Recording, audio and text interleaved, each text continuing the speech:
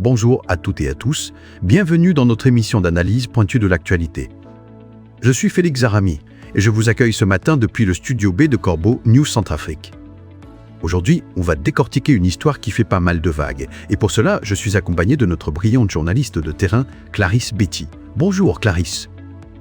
Bonjour Félix, c'est toujours un plaisir d'être avec toi pour plonger au cœur de ces situations qui interpellent. L'affaire que tu évoques est assez révélatrice des contorsions du pouvoir actuel, n'est-ce pas?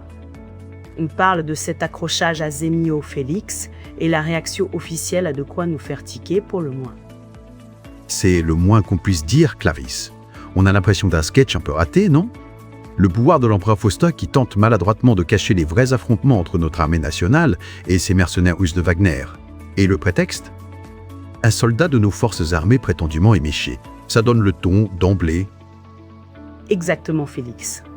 La semaine dernière, la déclaration d'Albert Yaloke Mokpem, l'un des porte-parole du dictateur, a vraiment choqué bien des esprits. Après les bruits d'une altercation sérieuse entre les FACA et leurs alliés russes, il nous sort une histoire d'un incident provoqué par un soldat centrafricain ivre lors d'un simple déplacement au marché près d'une base militaire. Une tentative claire de cacher une réalité que même les enfants du pays peuvent confirmer aujourd'hui. C'est assez étonnant d'entendre une telle explication, Félix.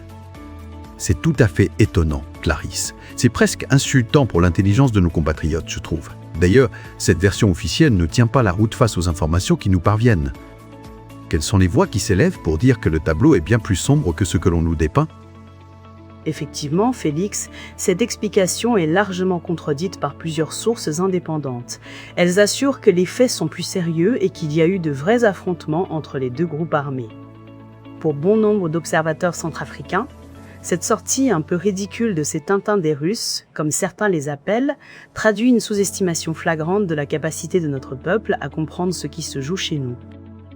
Les citoyens de la Centrafrique ont aujourd'hui accès à de multiples sources d'informations fiables, notamment grâce aux témoignages et aux alertes que la rédaction du CNC a diffusées au moment des faits. Ah, les Tintins des Russes, ça c'est une formule qui va rester. Donc Clarisse, Albert Yaloke Mokpem et les siens doivent bien comprendre que l'époque où les Centrafricains se contentaient d'avaler les pilules de propagande est bel et bien révolue. La population est connectée, elle s'informe, elle compare. On ne les berne plus comme ça, n'est-ce pas? C'est exactement ça, Félix. Ils doivent comprendre une fois pour toutes que les Centrafricains ne se contentent plus de boire leurs paroles de propagande ou celles des médias de désinformation qui sont installés ici. Cette attitude du cabinet du dictateur pose une question essentielle. Quels intérêts sont-ils vraiment en train de défendre? En faisant porter toute la responsabilité à un soldat de nos forces armées, les autorités donnent l'impression de vouloir à tout prix protéger leurs relations avec leurs partenaires russes. Et c'est là que le bas blesse, Clarisse. Protéger des relations étrangères au détriment de la vérité et de la confiance de son propre peuple, cette façon de gérer l'affaire érode encore davantage la confiance entre les institutions du pays et la population centrafricaine. Quand des faits largement connus et vérifiés sont niés ou transformés en simples explications de propagande, la parole officielle perd toute sa valeur. Est-ce que ce n'est pas le risque majeur pour le pouvoir en place? C'est un risque énorme, Félix. Lorsque le décalage entre ce qui est dit et ce qui est perçu est si grand, le fossé se creuse. Les incidents impliquant nos militaires et les éléments russes ne peuvent pas être traités uniquement par des déclarations politiques. Une explication claire et basée sur des faits précis est indispensable pour éviter que les versions contradictoires ne sèment une confusion encore plus grande autour de cette situation. Le peuple centrafricain mérite la vérité et non des histoires à dormir debout pour masquer des réalités gênantes. La vérité, c'est ce que nos auditeurs attendent et ce que Corbeau News Centrafrique s'efforce toujours d'apporter. Merci beaucoup, Clarisse, pour cette analyse très éclairante. Merci à toi, Félix.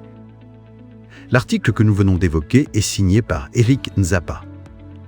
Et pour tous nos auditeurs qui souhaitent réagir, nous rappelons les contacts de Corbeau News Centrafrique. Vous pouvez nous joindre via WhatsApp ou par téléphone au +136 75 48 75 36 60 80 ou au +136 74 ou au +136 74 74. Merci de nous avoir écoutés et à très bientôt sur nos ondes.